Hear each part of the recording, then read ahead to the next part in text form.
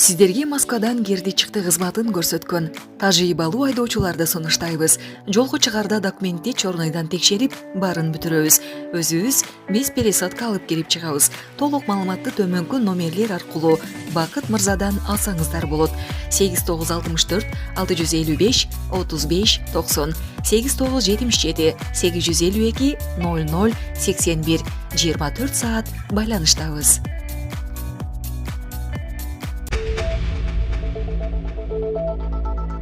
Россияда 7000ге жакын мигрант депортацияланды.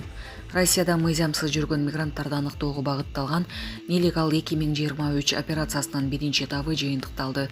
Бул тууралуу өлкөнүн ички иштер министрлигинин расмий өкүлү Ирина Волк билдирди. Анын айтымында нелегал 2023-түн алкагында өлкөдө мыйзамсыз жүргөн 7000ге жакын мигрант кармалып, мекенине депортацияланды.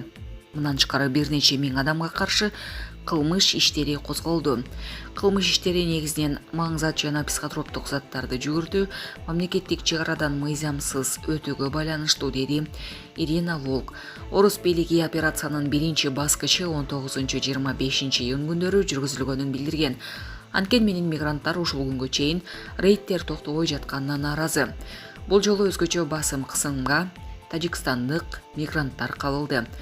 Ал арада Россиянын мамлекеттик думасынын депутаты, Справедливая Россия за правду фракциясынын лидери Сергей Миронов миграциялык мыйзамдарды катаалдаштырууга чакырды.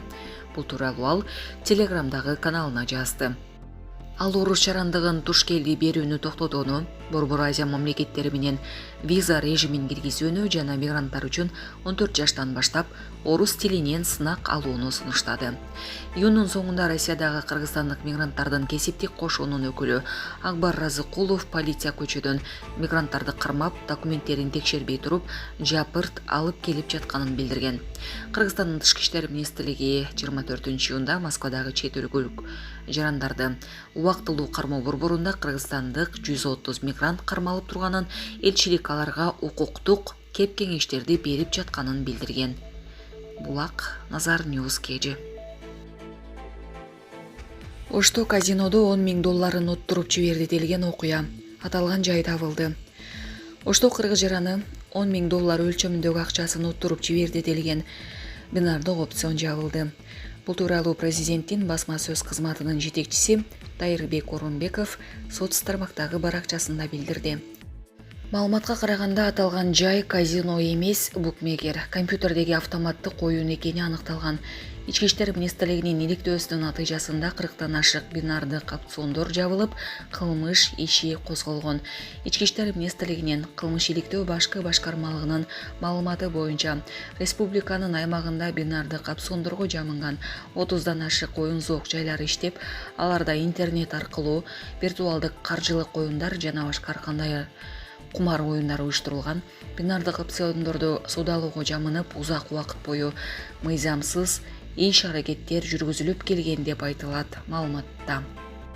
Ошондой эле тергөөнүн жүрүшүндө темтөө иштери жүргүзүлүп, аталган мекемелердин кызматкерлери жана ойногондор сурак берген жана компьютердик техникалар алынган. Ал эми Бишкек, Ош, Чүй, Ош жана Жалал Абад облустарына жайгашкан 45тен ашык мекеме жабылып, учурда тиешелүү иш-чаралар улантылып жатканы маалымдалды. Эске салсак, буга чейин Ош шаарында бинардык опционду кыргыз жаранынын 10 000 доллар өлчөмүндөгү акчасын уттуруп алганын айткан видео тараган. Көп өтпөй Ош шаардагы ички иштер башкармалыгынан окуяга байланыштуу иликтөө башталганы кабарланган. Булак Супер кежи. Путин Украинанын НАТОго кирүү ыктымалдыгы боюнча суроого жооп берди. Киевдин НАТОго мүчө болушу Россиянын коопсуздугуна коркунуч келтирет. Украинанын өзүнүн коопсуздугун жакшыртып жибербейт. Бул тууралуу РФ лидери Владимир Путин Россия 24 каналынын эфиринде билдиргенин РИА Новости жазды. Президент мындан жакшы деле эч нерсе көрбөгөндүгүн кошумчалаган. Украинанын НАТОго мүчөлүгүнө келсек, анын РФтин коопсуздугуна коркунуч жаратарын бир нече ирет айтканбыз. Атайын операциянын себептеринин бири да Украинанын НАТОго кирүү кооптуулугу болду. Бул Украинанын өзүнүн коопсуздугун арттырып жибереринен күмөнүм бар. Жалпысынан алганда дүйнөнү мындан ары да аялуу кылып, эл аралык аренада кошумча чыңалууну шарттайт. Андыктан мындан жакшы эч нерсе көрө алган жокмун, деген Путин. Ал Россия барына дайын экендигин эске салды. Булак Спутник кежи. Шавкат Мирзиёев ант берип Өзбекстандын президенти кызматына киришти. Бул тууралуу аталган өлкөнүн маалымат каражаттары жазып чыгышты. Маалым болгондой, инаугурация аземи өлкөнүн улуттук телеканалы аркылуу түз көрсөтүлдү. Сенаттын чоң жыйындар залында парламентарийлерден тышкары Борбордук шайлоо комиссиясынын жана өкмөттүн мүчөлөрү, Конституциялык соттун судьялары, жергиликтүү жана чет элдик массалык маалымат каражаттарынын өкүлдөрү катышууда. Салтанат башталар алдында парламенттин жогорку палатасынын залына Өзбекстандын президентинин штандарты жана белгиси киргизилди. Борбордук шайлоо комиссиясынын төрагасы Зайниддин Низамходжаев 9-июлда өткөн кезексиз шайлоодо Шавкат Мирзиёев өлкөнүн президенти болуп шайланганын билдирди. Аны куттуктап президентке Мирзиёевке Өзбекстан Республикасынын президентинин күбөлүгүн тапшырды.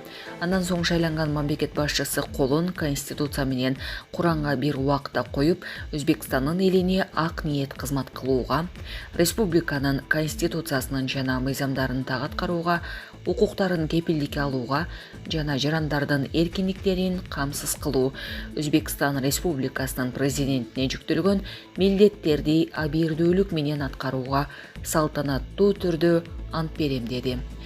Белгилей кетсек, расмий маалыматтар боюнча 9-июнда мөөнөтүнөн мурда өткөн президенттик шайлоодо Шавкат Мирзиёев шайлоочулардын 87,5%, Рабохон Махмудова 4,43%, Улукбек Иноятов 4,2% жана Абдушукур Хамзаев 3,74% добуш алган. Булак Назар Ньюс кежи. Кыргызстандагы банктардын кирешеси 1,17 эсе өстү. 5 айдын маалыматы. Январь-май айларында Кыргызстандагы банктар 9 миллиард 867,9 миллион сом киреше тапкан. Бул тууралуу Апени бизнесмен телеграм каналы Улуттук банкка шилтеме кылып кабарлады. Былтыр ушул маалда көрсөткүч дээрлик 5,19 миллиард сом болгон эле, өлкөдө май айынын соңунда коммерциялык 23 банк иштеп турган. Мурдара Кыргызстандын банктар союзу былтыр рекорддук көлөмдө 23,17 миллиард сомдук киреше алганын билдирген. Улуттук банктын маалыматтары мындан айырмаланат. Тагыраак алардын эсебинде пайда 23,11 миллиард сомдон жогорураак болгон. Бул кыязы аркылы ыкмалар менен эсептелишине байланыштуу болсо керек. Улуттук банк кирешеден алынган салыктан, потенциалдуу чыгымдардан жана аларды жабуу үчүн коюлган резервтерден кийинки маалыматты берген. Эске салсак, 2022 жылы март айынан тарта банктардын кирешеси кескин өскөн. Айына 1 миллиард сомдон 1 топ эле жогору болгон. Салыштыруу үчүн айтсак, 2023 жылдын январь-февралында банктар былтыркы жылдын бул айларына салыштырмалуу каражатты 5 эсе көп тапкан. Булак Спутник кежи.